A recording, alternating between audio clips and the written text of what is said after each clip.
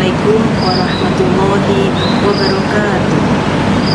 Hamdan syukurillah, nahmaduhu wa nasta'inu wa nastaghfir wa na'udzu billahi min syururi anfusina wa min sayyiati a'malina.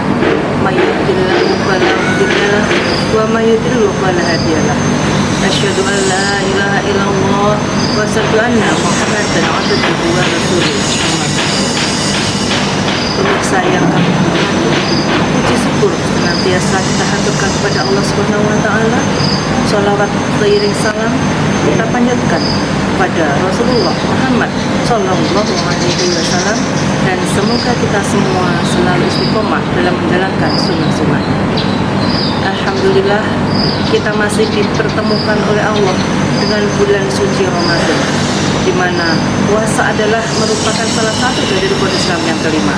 Yang pertama syahadat, kedua sholat, ketiga zakat, dan keempat puasa, kelima ibadah haji.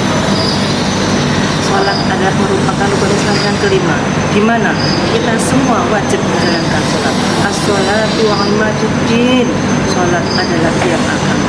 Apabila sholatnya bagus, insya Allah kehidupan dunia dan akhirat juga akan menjadi bagus dan terasa nyaman. Pemirsa yang berbahagia, pada kesempatan yang baik ini kami akan menyampaikan kiat-kiat sholat khusyuk. Di bulan Ramadan ini, marilah benar-benar kita introspeksi diri, kita berserah diri kepada Allah, sehingga sholat kita bisa menjadi khusyuk. Salah satu kiat-kiatnya adalah yang pertama, berwudu dengan baik, berwudu dengan benar. Saat kita mau sholat, wudu kita harus benar. Gimana cara membasuh muka, bagaimana cara membasuh kepala, bagaimana cara membasuh tangan, dan cara membasuh kaki. Kalau wudu kita tepat, insya Allah sholat kita akan menjadi khusyuk. Kiat yang kedua adalah sholat tepat waktu, atau sholat di awal waktu. As-sholatu ala waktiha.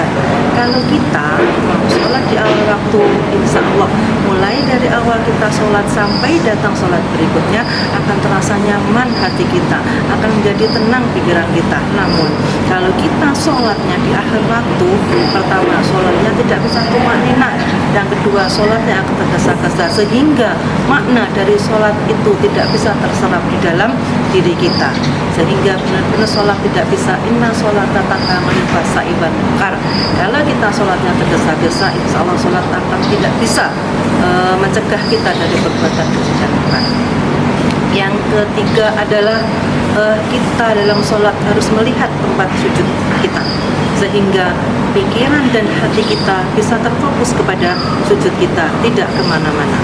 Yang keempat, di saat kita mau sholat harus kita selesaikan pekerjaan. Karena apa? Kalau mau sholat kita masih meninggalkan pekerjaan, disitulah sholat kita tidak akan menjadi khusyuk, karena teringat oleh pekerjaan-pekerjaan yang belum kita selesaikan. Selanjutnya adalah sholat tidak boleh tergesa-gesa, karena tergesa-gesa adalah perbuatan syaitan. Al-ajalatu minasyaitan. Kita harus mencari tempat yang nyaman agar sholat kita bisa khusyuk, bisa tumakninah, agar hati dan pikiran kita bisa benar-benar panjang kepada Allah Subhanahu wa taala. Pemirsa rahimakumullah. Dan yang terakhir adalah di saat kita melakukan sholat, benar-benar kita merasa bahwa sholat itu adalah sholat kita yang terakhir, sehingga sudah tidak ada sholat lagi selain sholat yang kita lakukan pada saat itu.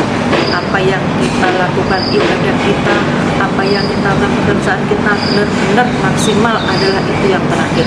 Ikmali dunyaka ka'annaka ta'isu abadan wa mali akhiratika ka'annaka tamutu, dan kerjakanlah untuk duniamu seakan-akan kamu akan hidup selamanya, dan beribadahlah untuk akhiratmu seakan-akan kamu besok akan meninggal.